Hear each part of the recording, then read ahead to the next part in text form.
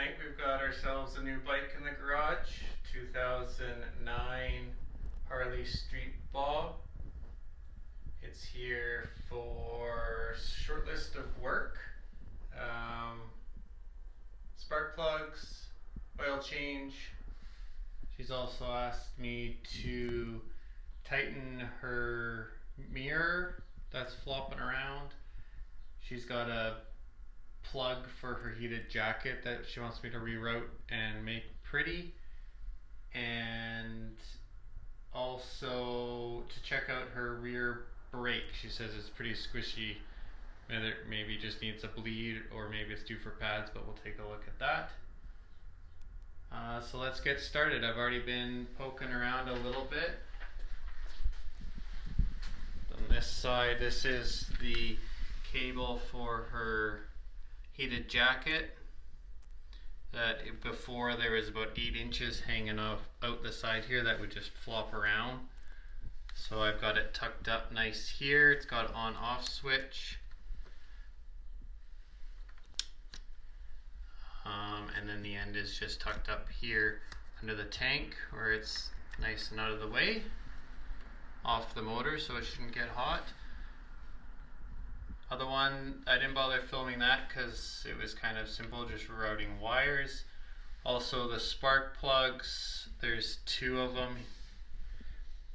Again, super simple, I did that off camera. Spark plug gap was 0.038 to 0.043 inches. So we got brand new Harley Davidson plugs installed. And then next we're going to tackle the oil change. So filter here, we'll need a bit of a drip tray into my bucket, and then if you go underneath the left side of the bike, there's the oil drain right there. Don't get it mixed up with the transmission, which is right on the transmission side cover. So transmission oil drain is underneath. And it takes 3 quarts to fill. This is the oil drain plug.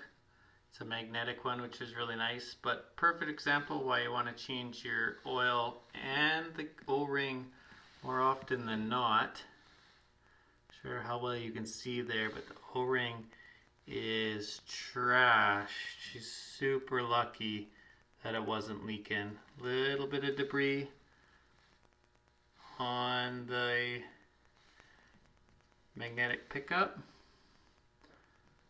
but nothing that I'm too worried about. Luckily the oil filter that I got came with a new O-ring, so we'll get that swapped out, can't talk, and back on the road. It's a bit of a messy design. Harley Davidson 09 Street Bob oil filters are right here at the front of the motor. Super easy to get to, but as soon as you unthread them, all of the oil is just going to drip down onto the rest of the bike. So what I've done is old piece of cardboard to act as a bit of a guide for the oil, and then it'll hopefully go into the drain pan. I've also shoved a rag, paper towel underneath to hopefully catch what the cardboard doesn't, and fingers crossed you don't make a huge mess. Cardboard trick worked pretty good. Here is the remnants right after I pulled the cardboard away. As you can see, a little bit dripped onto the paper towel. We got a little runoff here, but nothing, quick little cleanup, can't fix. And we'll put the new oil filter on. So the owner provided a K&N oil filter. This one came pre-lubed, but a little bit extra fresh engine oil with your finger along the seal never hurts. And then we'll stick that on.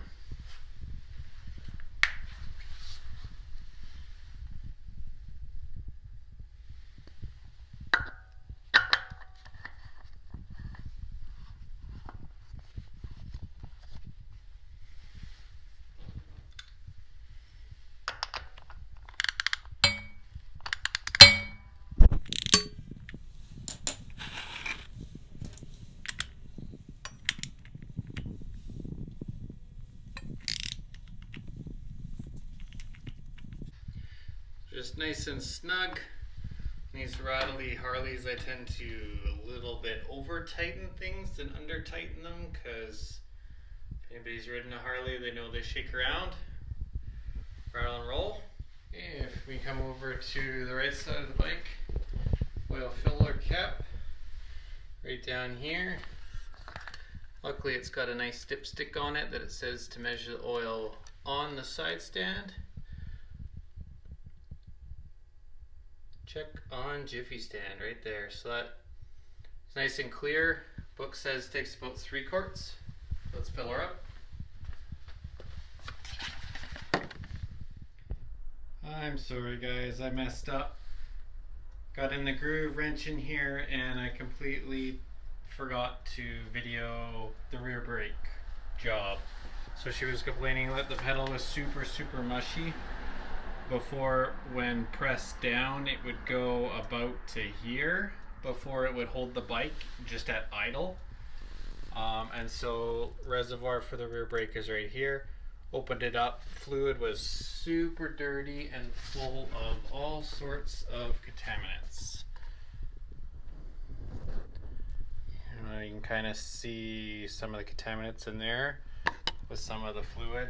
Unfortunately, most of the fluid ended up all over the garage floor because I kicked the bucket over by mistake while taking the saddlebag off. So long story short, 2 screws take off the cap. I used a turkey baster, actually that guy, to pull out the majority of the fluid and then sopped up what was left in the debris with paper towel. And then took the saddlebag off, which is just 2 bolts on the inside of the saddlebag in this case. And the bleeder's right here. Couldn't be any more simpler. So hooked up my Mighty Vac brake bleeder to that to pull the rest of the old fluid out of the short brake line and caliper. Replaced it with brand new fresh brake fluid. Never got air in the system, but bleeded it real well anyways. And now you can tell with the brake actuation, it travels about half. So I'd say that's a big success. We'll see what the owner thinks when they come pick it up. And let's see what's next is on the list of things. Yeah, so that's it. Just ran the bike for a minute. Check the oil level, probably have to add a touch more, and bike's done. Lady will come grab it this evening. My plan was to get it all finished before it got dark. Looks like I succeeded. I'll give her a ring and she can come grab it right away. Big success. Join me for the next one.